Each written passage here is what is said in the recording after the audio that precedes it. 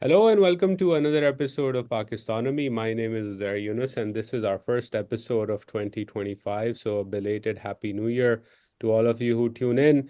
And if you've been listening to Pakistonomy over the last few years, you know that in January of every year, I try to set a theme in terms of what we expect to dominate the conversation. Last couple of years, it's been about politics dominating the economy in Pakistan, given the crisis that was there. And this year, I think we're going to focus more on foreign policy because of the varying dynamics and the evolving situation, both in Pakistan's immediate neighborhood, but also geopolitically around the rest of the world, with a tariff war probably coming in with the inauguration of Donald Trump, etc. So I figured that, starting this year would be important to have somebody who understands one of Pakistan's most critical relationships in the West or the Western frontier, which is Afghanistan. So I have the honor of hosting Ambassador Asif Durrani, who is the former special representative to Afghanistan and currently a senior research fellow at the Islamabad Policy Research Institute. So we're going to be talking to Ambassador Saab about the state of Pakistan's relationship with Afghanistan and what he thinks will happen for the rest of the year and where the relationship stands. So, Ambassador Durrani, thank you so much and welcome to Pakistonomy. Thank you, Uzair. Thank you for having me.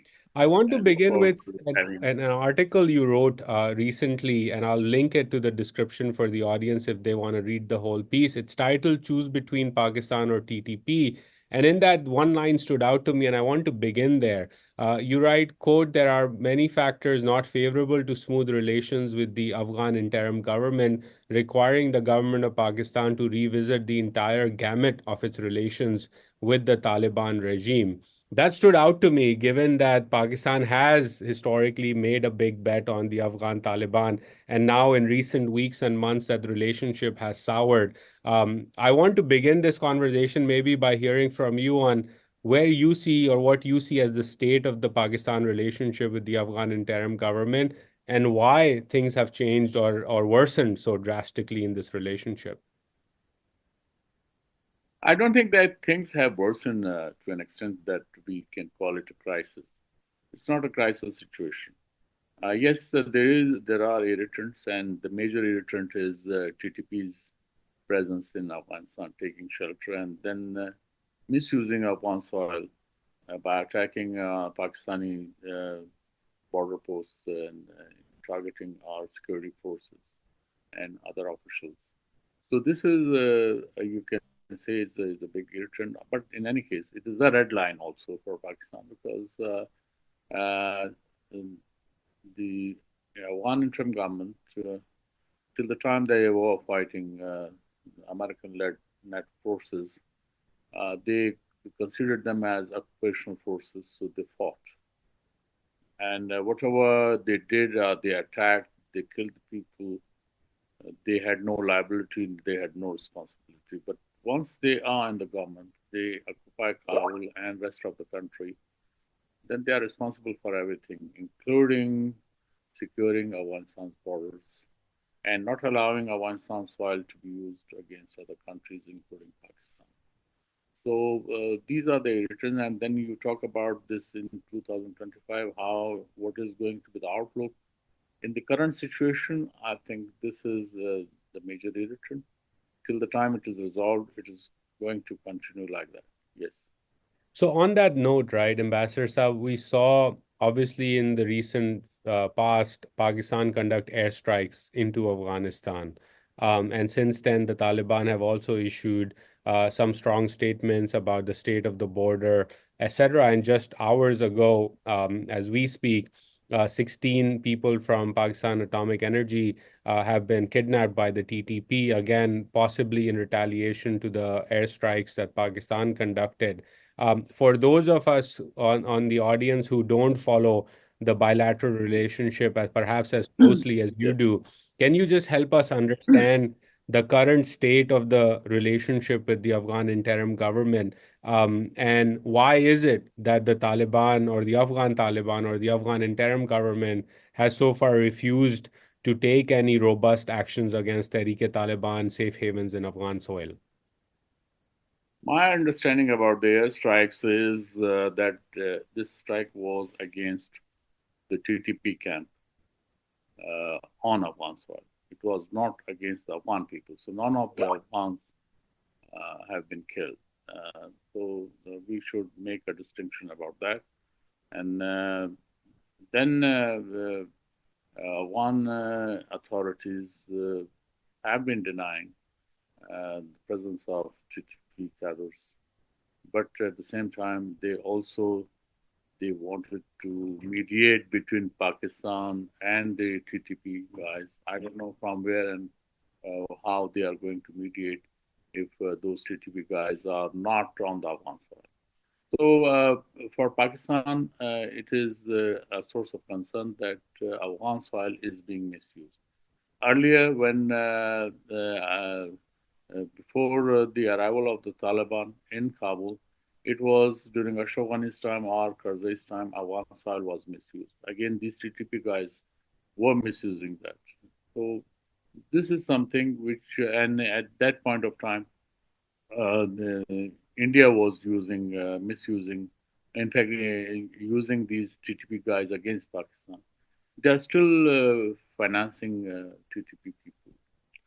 So we wanted to sensitize the Afghan Taliban regime that this is not as simple as it looks like, or this is not does not fall in the category of Pashtunwali code that they are the guests of Afghans because they are misusing Afghan hospitality.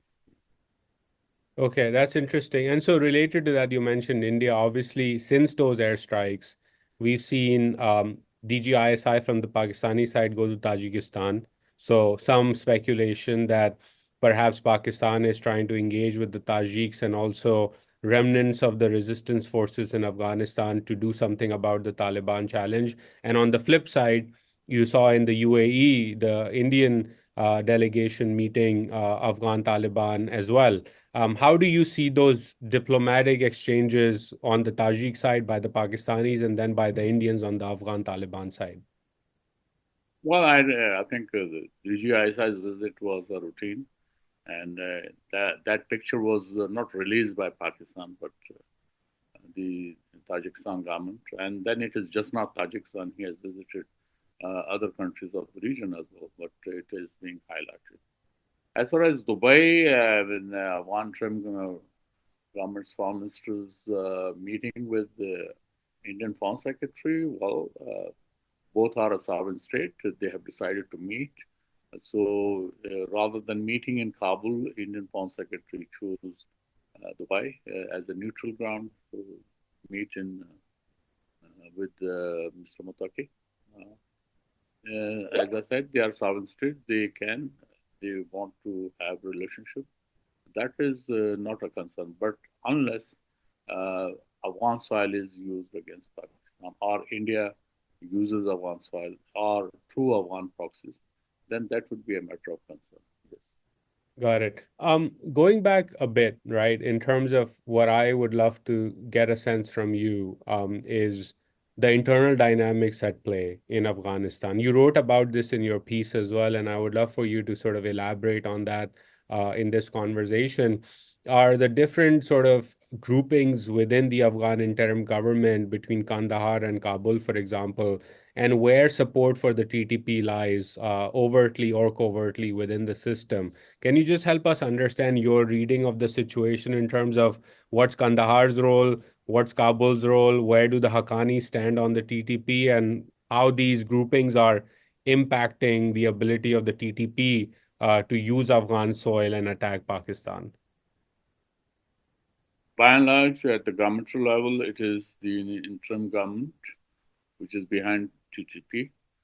But if you want to go deeper into the situation, then yes, the Haqqani group is more closer to the TTP. These TTP cadres are taking shelter in Haqqani influenced areas in Post and Greater Paktika. And they also have had business interests in Waziristan, our Waziristan. So this is the picture. Kandahar side has not been so involved as far as TTP is concerned. This is what I know. Okay. And then following on from that, you obviously have a bunch of militant slash terrorist groups operating on Afghan soil. You have ISIS-KP, you have the Uyghur groups as well, and others, including Al-Qaeda. How do you see sort of the overall response or concern from the international communities, including the Chinese, on the presence of these groups? And do you think that there is an opportunity perhaps in 2025 for Pakistan to engage with a bunch of regional actors as well as internationally to deal with this growing threat? Because, of course, as we've seen in the past, jihadi groups of one sort expanding in Afghanistan often leads to more space for other jihadi groups as well. So, do you think that Pakistan perhaps has a opportunity diplomatically to engage with the rest of the world on this issue? And if so, how do you think Pakistan should engage on this topic? No, it is Pakistan is already engaged, and it's just not Pakistan. In fact, United Nations reports are very much clear about the presence of various terrorist groups. More than a dozen terrorist groups are right now hiding in Afghanistan, and they are operating. The most prominent one is ISKP and TTP. TTP is mostly focused on Pakistan, but also ISKP has been involved in attacks against Pakistan. The ISKP has been attacking Uzbekistan and Tajikistan. They have attacked in Iran and also in Moscow, Russia. So their presence and they live in Afghanistan is not a secret. Although our Afghan friends, Afghan Taliban friends, they try to deny that, but somehow this is this will ultimately, and they are also involved in attacks inside Afghanistan, mostly against the minorities. So this is going to be a big headache for the present interim government in Afghanistan.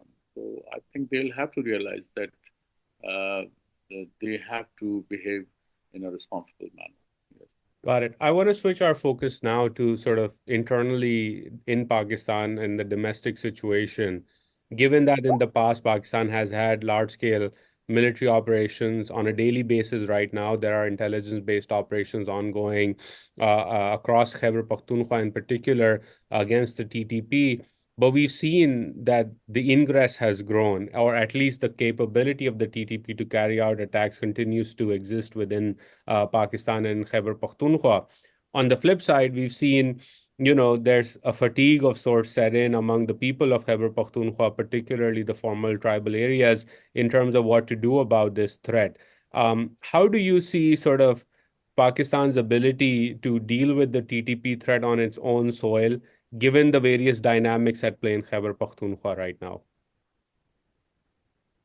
Well, TTP, a non-state actor, is trying to challenge a full state. Um, and I think the result would be obvious.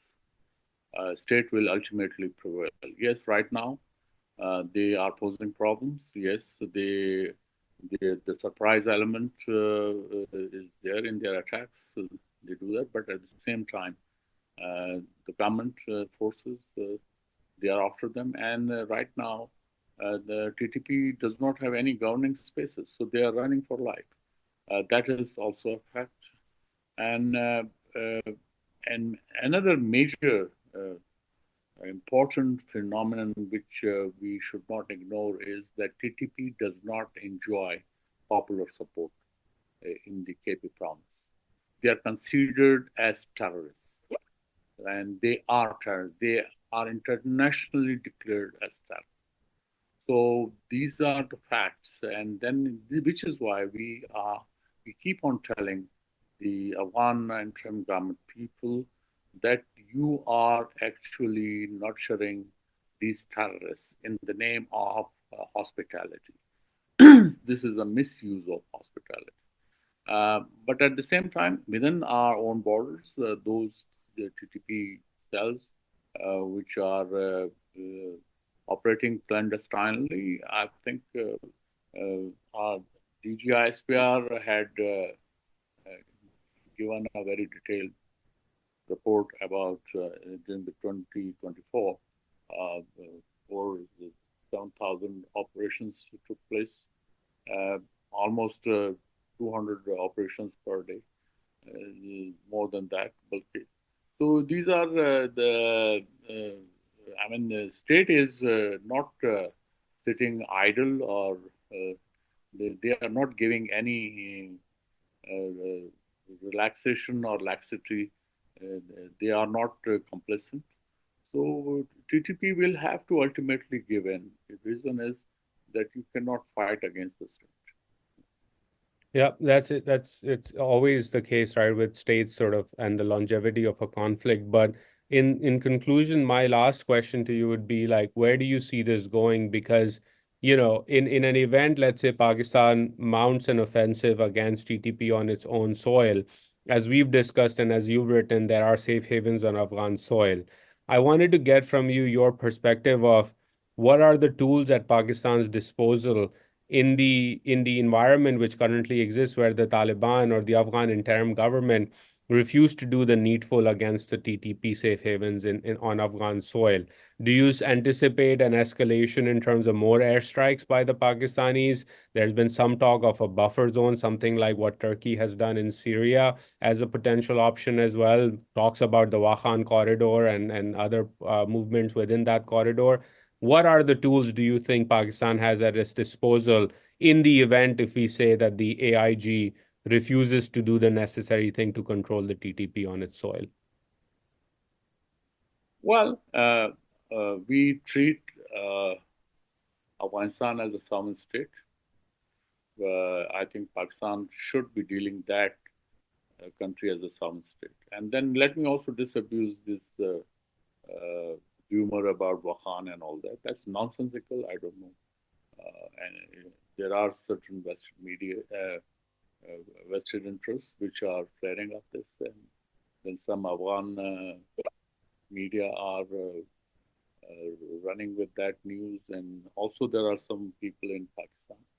Uh, Due to their naivety, they want to create an environment, and then it is being played up in the social media. But I think Pakistan treats Afghanistan as a sovereign state, and in that manner, whatever tools are available, whether diplomatic, uh, mostly diplomatic, so they will deal with that.